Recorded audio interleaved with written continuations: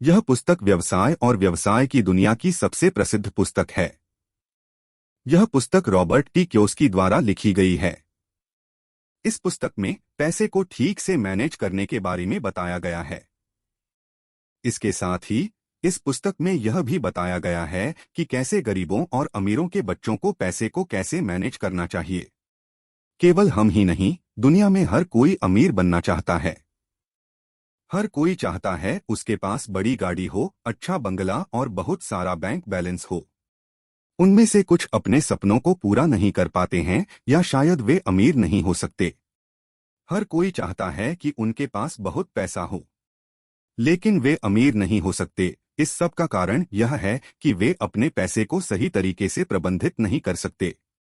दुनिया के सभी अमीर लोगों को पैसे को ठीक से प्रबंधित करने का ज्ञान है, इसलिए वे इस दुनिया में सबसे अमीर हो सकते हैं।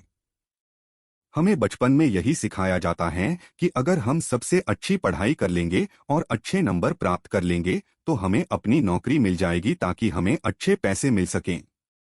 लेकिन हम कई लोगों को देखते हैं जिन्होंने अच्छी तरह से सीखा है और उनके पास अच्छी नौकरी भी है, लेकिन वे अपनी दैनिक जरूरतों को पूरा नहीं कर सकते।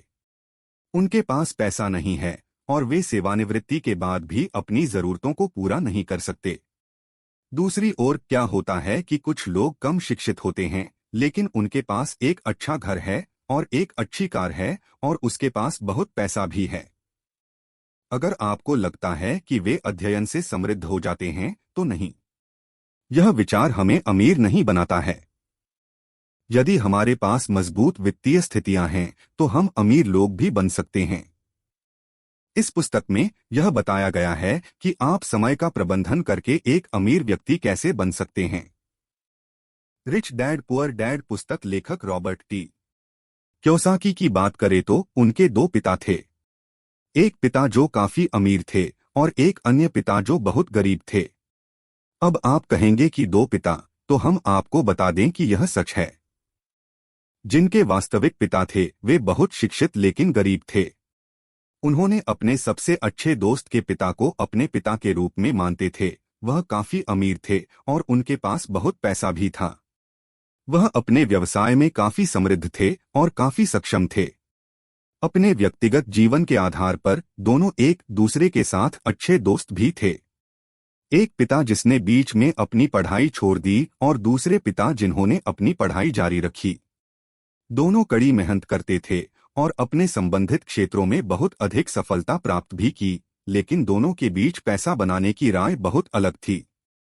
हम आगे समझते हैं इन दोनों के बीच पैसा कमाने की राय को विस्तार से। नंबर 1, सकारात्मक सोच। हर कार्य और व्यवसाय में सकारात्मक सोच रखना महत्वपूर्ण है।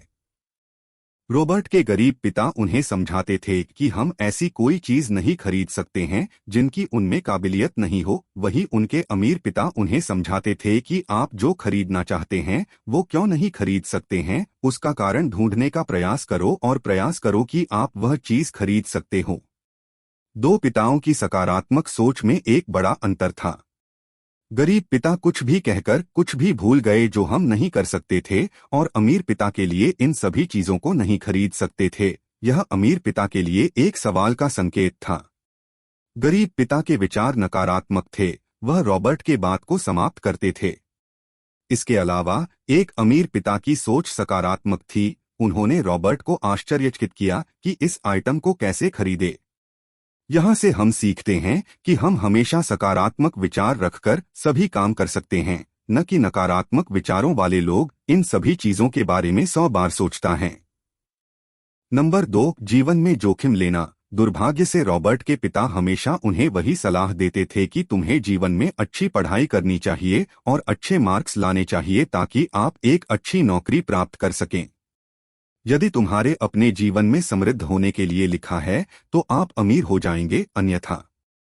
रॉबर्ट के अमीर पिता हमेशा उन्हें सलाह देते हैं कि यदि आप जीवन में कुछ बड़ा करना चाहते हैं तो आपको जोखिम उठाना चाहिए। यदि आप पढ़ाई करते हैं तो आपको पढ़ाई के साथ पैसे का मैनेज करना भी आना चाहिए। पैसे का मैनेज करना भी एक कौशल है। नंबर 3, संपत्ति और दायित्व में अंतर का ज्ञान। यदि हम इस पुस्तक रॉबर्ट टी कियोसाकी में विश्वास करते हैं तो हमें संपत्ति और जिम्मेदारियों के बीच अंतर को समझना चाहिए। धन हमारे धन को बढ़ाता है, वही जिम्मेदारी इस पैसे को कम करती है। यदि आप अमीर बनना चाहते हैं तो आपको जिम्मेदारी के अलावा अन्य संपत्ति पर ध्यान देना चाहिए, जैसे कि आपको घर और जमीन लेनी चाहिए और सोने चांदी के आभूषण बनवाने चाहिए। यदि आप ऐसा नहीं करते हैं तो आप कुछ काम को आगे बढ़ाने के लिए ऋण लेते हैं तो आप अमीर नहीं बन सकते हैं और गरीब के गरीब ही रहते हैं। नंबर 4, एक चौथाई हिस्सा अपने पास रखे। रॉबर्ट टी कियोसाकी का मानना है कि अगर आप कोई काम करते हो तो उस काम से आने वाली कमाई का एक चौथाई हिस्सा अपने पास रखना चाहिए ताकि आपको उनसे आय होती रहे तो आपके आगे निवेश के अवसर भी बढ़ जाएं। नंबर 5, गलतियों से सीख ले। रिच डैड पुअर डैड की इस पुस्तक की समरी पढ़े तो हमें यह समझ भी आता है कि हमें अपनी गलतियों से सीखना चाहिए ताकि आप उन गलतियों को आगे नहीं दोहरा सके। व्यवसाय में एक बार की गई गलती को दोबारा नहीं करें, नहीं तो ऐसे आप गलतियां ही करते रहेंगे। नंबर 6, पैसों के लिए काम करना। रॉबर्ट के गरीब पिता का मानना है कि हमें पैसे का पीछा नहीं करना चाहिए, लेकिन हमें पैसे के लिए काम करना चाहिए। हमें सक्षम होना चाहिए। वही अमीर पिता का मानना है कि हमें पैसे कमाने के नए नए तरीकों के बारे में ढूंढना चाहिए और पैसे कमाने चाहिए। नंबर 7, मौके की पहचान करना। जीवन में सबको अमीर बनना होता है। सब लोग अच्छे मौके की तलाश रहती हैं। अच्छा मौका बोलकर नहीं आता है, हमें बस अच्छे मौके की तलाश के साथ उसकी पहचान करनी होती है। जिसने मौके की पहचान कर लो वो आगे बढ़ गया, नहीं तो जहां है वही रह गया। यह बात कही है रॉबर्ट ने जिन्होंने इस पुस्तक को लिखा है।